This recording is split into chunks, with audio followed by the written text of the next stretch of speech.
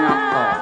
Pancen pinten ahlele wong dasar putri salah nganggo selendang pelangi sumampir ana pundake cucuke kembang melati dadi lan pantese lakone kaya macan sarta cincin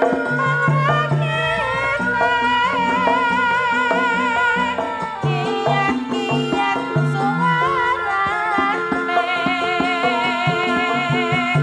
perlakerli berliane dasar putri Solo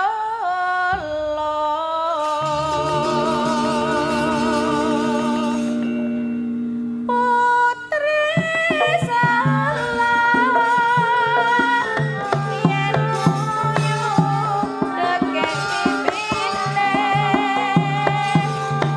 ireng manis kulitane Oh iya. dasar putri Solo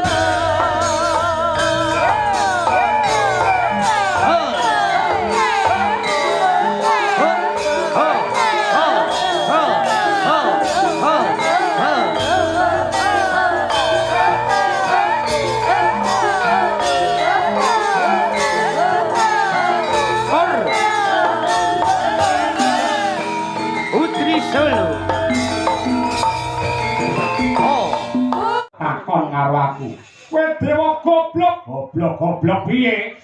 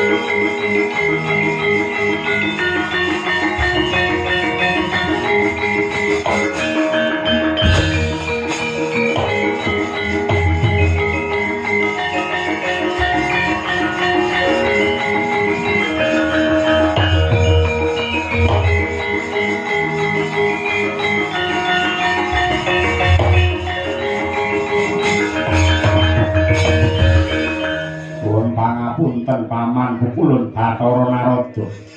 Kula suwun ndika sumingkir. Kula badhe ngajar dhumateng wisanggeni menika. Kowe iki perang karo bocah menang ora kondang kalah parandene mbabar wirang Yamadipati. Pedahe apa to gunane apa kowe menang karo bayi wingi sore? Kok lamun to diteliti kanthi permati bocah iki ora kleru, sing kleru iki para dewa. Bocah iki mung takon pake jenenge sapa karo para dewa. Parandene malah dikeroyok diajar angger dewa ngajar karo wisanggeni karepe do piye. Monggo bayi iki dicemplungake karo Bathari Durga Madyaning Kawah Candra Dimuka takon karo kowe. Candra Dimuka iki dadi panguasane sapa? Panguwas kula. Durga nyemplungke bayi ning kawah ijin karo kowe ora? Mboten izin, kula mboten ngerti. Tegese dheweke piye nyepelekaken kalian kula. Lah ya sing salah Durga, kenapa sing kok ajar kok bayine? Tanaras tenan.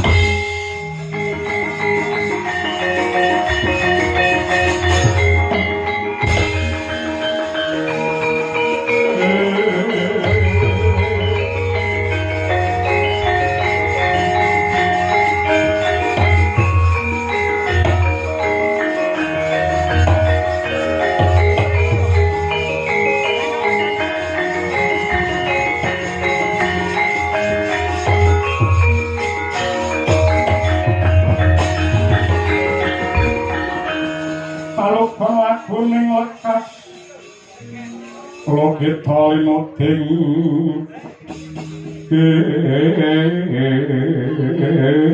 dong kadung kadereng amor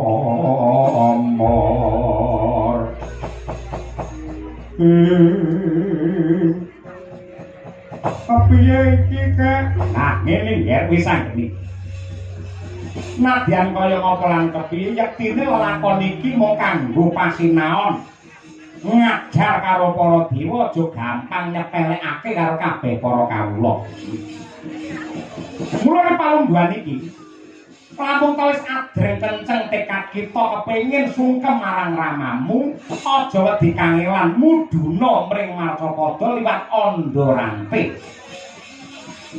Dene lamun teng Madyapada jeneng kita ketemu lawan satriya Madukara ingkang kekasih Raden Arjuna. Yen ketemu karo satriya sing jenenge Raden Arjuna ya kuwi wong tuamu sing wajib ndok sungkemi lair tekan batin. Yen pancen kaya ngono daya-daya aku nyuwun pamit ya kek ya. Duga-duga dikawati-ati aja nganti keri. Muga-muga pengasih saka Hyang Agung tansah gumiring lawan jeneng kita. Sadya satriya semboga wirutama. Satemah bisa dadi kaca brenggala tumrape para taruna ing sak jagat raya.